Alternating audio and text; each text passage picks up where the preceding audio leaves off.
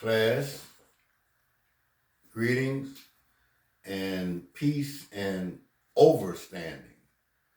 You may know my normal appellation or greeting, but I changed it because I had an epiphany that we don't want to be under anything.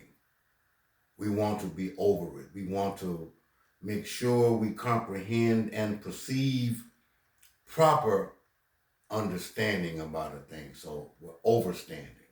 So I played with the word and came up with the term overstanding. So peace and overstanding as we move along. Again, I want to hope that everyone is safe and sound with Springfest going on the campus this week. And as we are rapidly approaching 1 week before spring break. So next week we will be having 2 tests, and just again wanted to make sure you are equipped and in a position to win, and that you are gravitating and doing great things and taking your studies seriously. Again, I want to reiterate some terminology as I played with the King's English, if you will, because English is the language that we all speak. Is that right? And since our diaspora to foreign lands, we have been utilizing the linguistics of the colonizer. Is that right? Because none of us know our original tongue, again, and we are taking some strides to learn the Swahili phrases that I have been teaching you, and I hope you have been studying it, but we will show and prove next week when you are asked to recite the simple phrases that we've started off with. Nina Faraha Kukutana Nawewe, the simple Swahili phrase, and you should know what that means, so I'll leave that to you. But I digress. As I alluded to the fact of the King's English, it is imperative for all of my students to grasp and comprehend thoroughly a knowledge and utilization of the English language. When I call upon random students arbitrarily in class, I would ask you to answer a question. And when you say, it's like a thing, I'll always say, stop. Don't tell me what it's like. Tell me what it is. I'm looking for evidence of original thought. I'm testing your mental acumen. I want to know that you can answer a question precisely and decisively. This should be your goal. We should strive to understand the English language because as you gravitate in your lives, you will see that the dominant culture in this society, we know what culture means, we know what a society is. In this society that we live, the dominant language is English, and for the most part, English is the dominant language abroad. But you should be able to comprehend what the words mean, how to utilize them, and strive for a mastery of the English language. This is what will gain you respect in this society. There's an old cliche that says if you want to hide anything from a black person, put it in a book. This is because we have been purposefully, historically, kept ignorant and disenfranchised by a system that meant to exploit us. A system that historically has oppressed and decimated the black family structure and their lives on a larger scale. But you should learn the English language and learn what terms mean and don't allow anyone to talk over your head. This is why I'm so stern about following the instructions, time management, knowing when things are due. It is your responsibility, since you have matriculated to Southern University, to understand these types of things. I want to show you something Then I'm going to get to the subject matter. But this is a book that I have over the years, just an old worn binder. But over the years, I have written words within the book, just vocabulary words from the dictionary, or if it's been multiple sources over the years. Have hundreds of words in this book that I have attributed to my memory, and I have obtained these words through listening to lectures, watching television, studying the dictionary, studying the thesaurus, learning synonyms, antonyms, and homonyms in an effort to implement that into my verbiage, into my articulation. I am looking for and striving to enhance your mental acumen, enhance your ability to think critically. This is what we need. And you will never be thoroughly respected if you can't articulate at the level in which the dominant culture predicates. You have to be able to meet them there and go over. That's when they'll say, uh-huh. I want to mention my beloved uncle, the Reverend Dr. W. Marshall Miles, who has been in my life a role model. He is the pastor at New St. John Baptist Church for over 50 years. If I'm not mistaken, it's 56 years that he's been in the toiling within his work. One of the most articulate and high-level functioning gentlemen I have ever had the pleasure of listening to. And I have modeled and emulated most of how he talks and the words that he used. So he is a role model for me.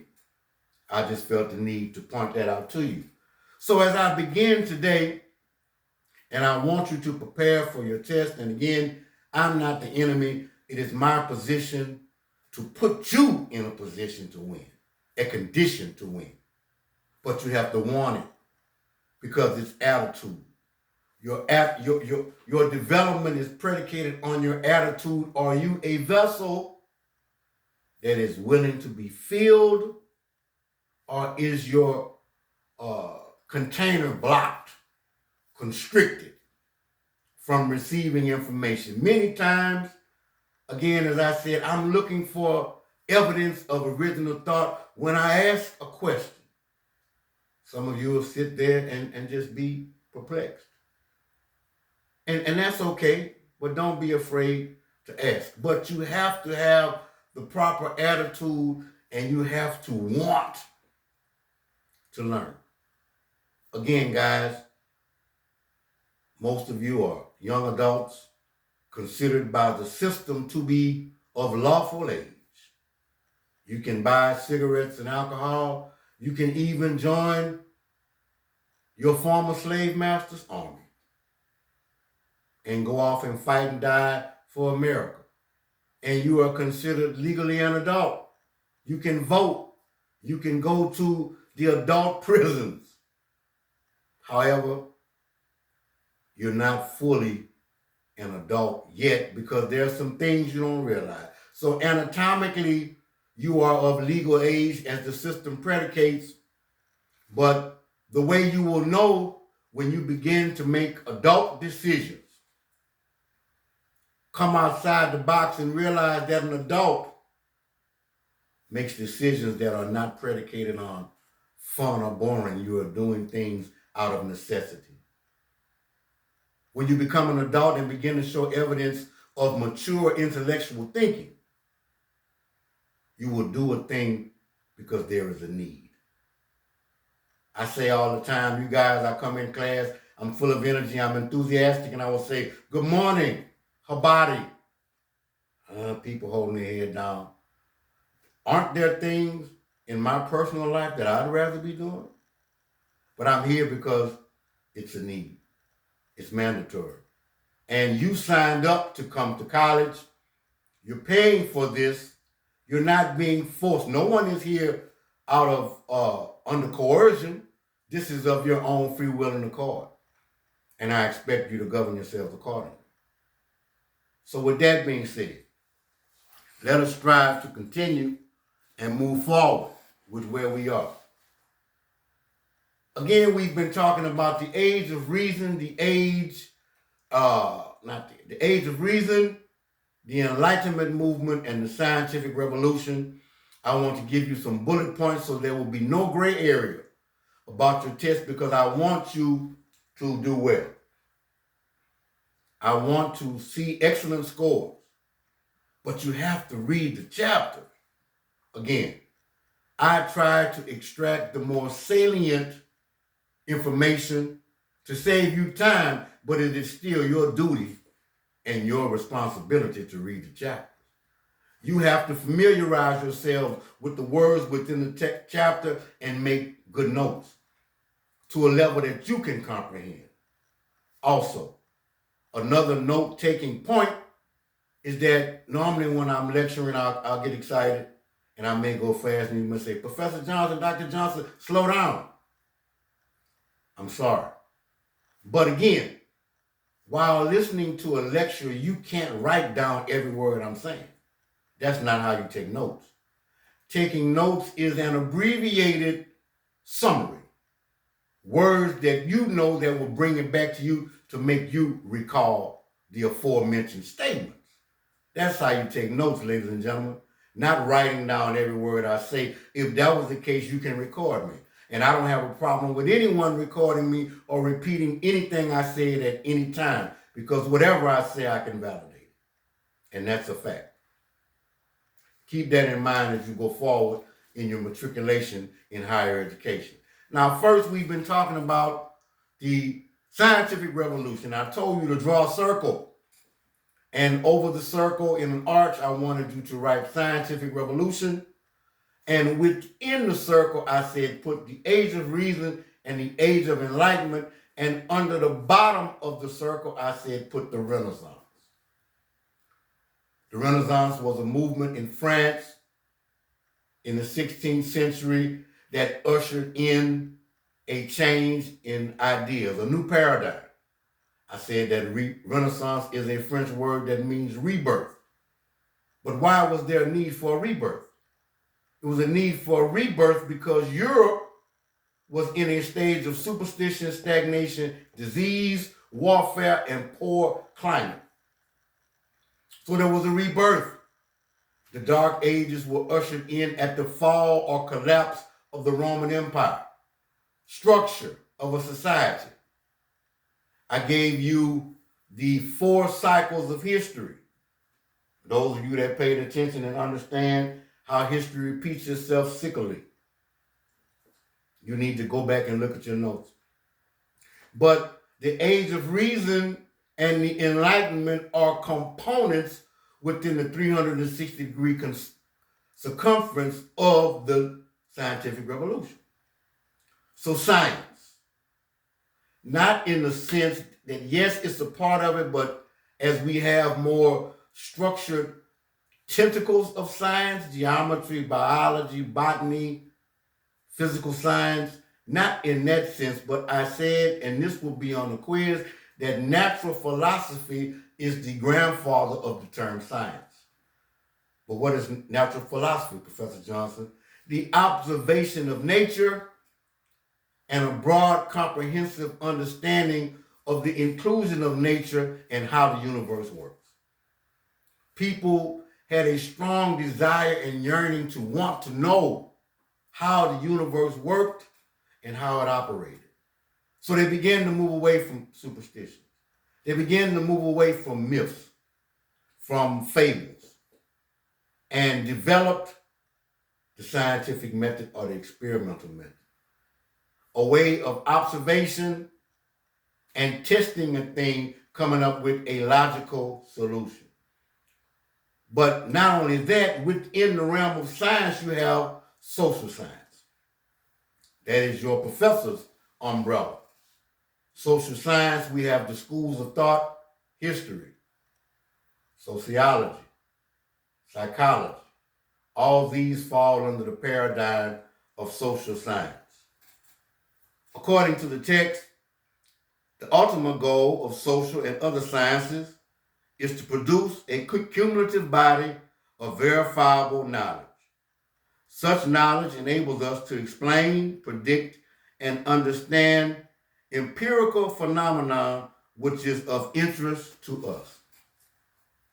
Empirical phenomenon and natural phenomenon, things which occur in nature. I alluded to the fact that years ago, man in his infancy would look at creation and ponder. Man, with his inability to describe things in a scientific position, would attribute myths because he did not have the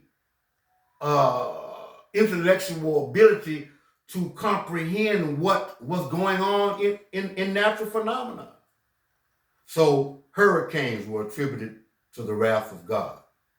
Tsunamis, earthquake, drought were attributed to an external force.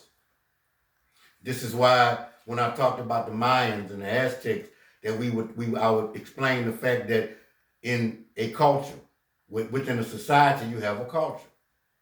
Cultures are ways of life, your norms. One of the norms in that society was human sacrifice, because they believed that the blood of the human sacrifice of an individual would ensure that a hurricane wasn't coming, would ensure that they would have substantial crops to feed the multitude. But we now know today that that has nothing to do with if sugarcane or corn grows. At any rate, social science, history, helps us understand true information, empirical data. The function of science is to establish governing laws covering behavioral events or objects with which science in question is concerned, and thereby enable us to connect together our knowledge of separate known events and to make reliable predictions of things that are not known. This is true. These are actual facts. I want to point out one other thing to you as well.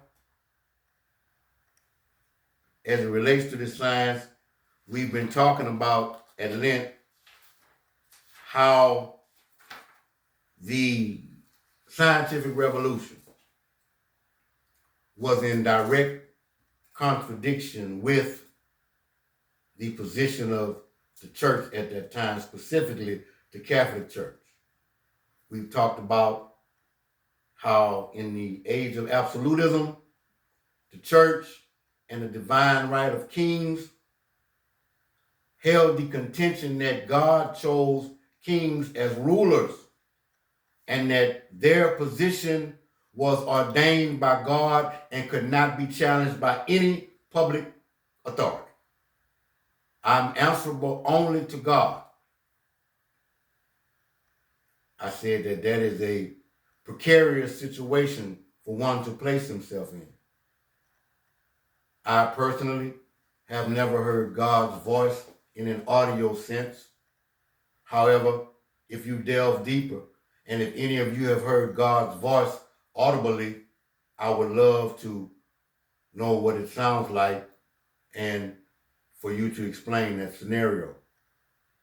But that small, still voice you hear within could be defined as the voice of God. Your consciousness, that thing that prompts you to do what's right. You've heard it. Or to tell you, Professor Johnson, that's not right. You shouldn't do that. It's called a moral compass. At any rate, this opposition to former thinking and the scientific revolution. So let me just give you the bullet points that we need to address and we'll move forward. First and foremost, you're going to definitely need to know about the Aristotelian model. What is that, Professor Johnson? You know what it is. The Aristotelian model asserted early on that the earth was motionless and that the earth was the center of the universe and that everything rotated around the earth. We now know that is untrue. It was formerly believed that there was only one sun. We know that this is not true. Because if you have a solar system, which our solar system, we have our sun. You have solar systems and you have galaxies. There are multiple galaxies and multiple solar systems within the universe. So though aforementioned remarks were erroneous. Secondly, we know that Copernicus came and refuted Aristotle's position and said that no, the earth is not the center of the universe, but the sun is the center of the universe, and everything rotates around the sun, which is partially true. I said also that orbits around the sun are cyclical, not within a full circumference of 360 degrees, but more of an oval-shaped orbit. The closer the planet is to the sun, the faster it rotates. The farther away, the slower it is. We are the third planet from the sun. Thereby, it takes us what we call a 24-hour period. In addition, the Earth spins at the speed of 1,037 third miles per hour on its axis from the sun. In addition to that, the Earth is 92.6 million miles from the sun, being the third planet. This is important in understanding and comprehending these things. So the Aristotelian model, the earth is motionless in the center of the universe. Nicholas Copernicus said that no, the sun is the center, but the planets move. Actual facts. You need to know this. We talked about Johann Kepler. You need to know who he is. We talked about Tycho Brahe. You need to know who he is. These people were astronomers. We talked about Sir Isaac Newton, very important. You need to know who these people are and their contributions. What did Newton do? What did Galileo do? Why were they important? I told you about William Harvey as well. You need to know what he did. All of these are going to be things that are on your test. We talked about Francis Bacon, who is one of the most groundbreaking philosophers to come up. He is considered to be the father of empiricism. But what is empiricism? I said that empiricism and inductive reasoning are the same thing. You have inductive and deductive reasoning. You will need to know this information on your test. Rene Descartes, you need to know who he is on your test.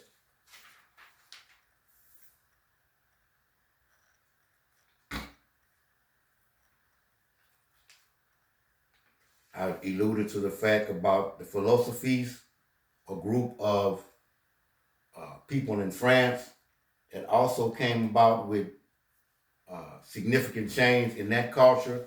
You need to know that as well. All of the text, the literature that I alluded to is going to be on the test.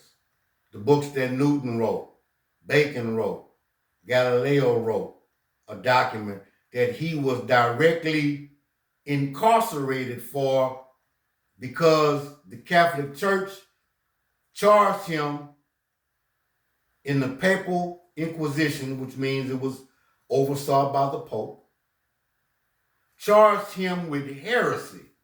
That's not a crime that can be labeled upon anyone today. I'm not sure. I'll have to fact check that. I don't know if the Catholic Church can still charge you with heresy. But that means going against official church dogma or the canonization of the church. It's important. Galileo was charged with heresy and jailed and tortured until he recanted what he alluded to. Very important. Definitely, we need to know about Spinoza.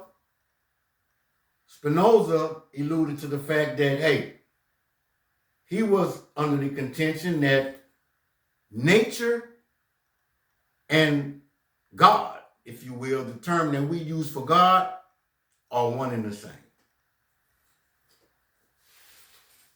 That nature and God are one and the same.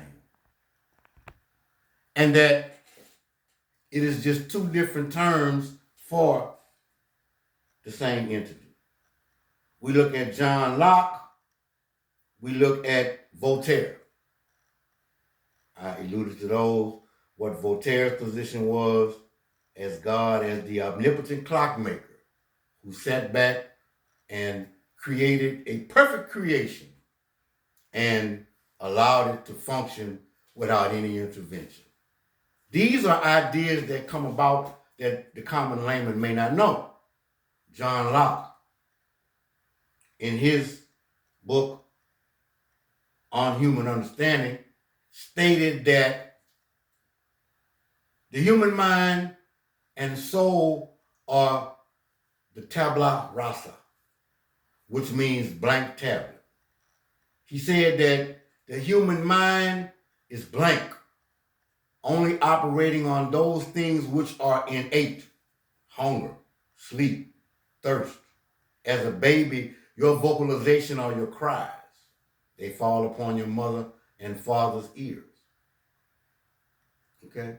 But John Locke also went further and said that all behavior is learned behavior, and you experience things through sensory perception, which is called sensationalism.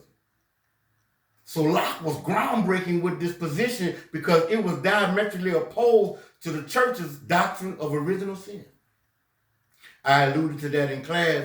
Locke said, if a human being is born blameless without any knowledge of what is right or wrong, how can he be born a sinner? If sin means to be contrary to the will of God. In addition to Voltaire saying that this omnipotent, perfect God created a perfect structure, a perfect system, and sit back and let it operate because there is no need for intervention, then that is diametrically opposed to God making Adam and Eve and they disobeyed. Because if he made it perfect, there's no room for error. So those are two different positions that are looked at within this chapter. You're going to need to know that on your test, and I'm definitely going to point that out to you. Jean-Jacques Rousseau and the social contract are other things that are in place as well, and you're going to need to know those.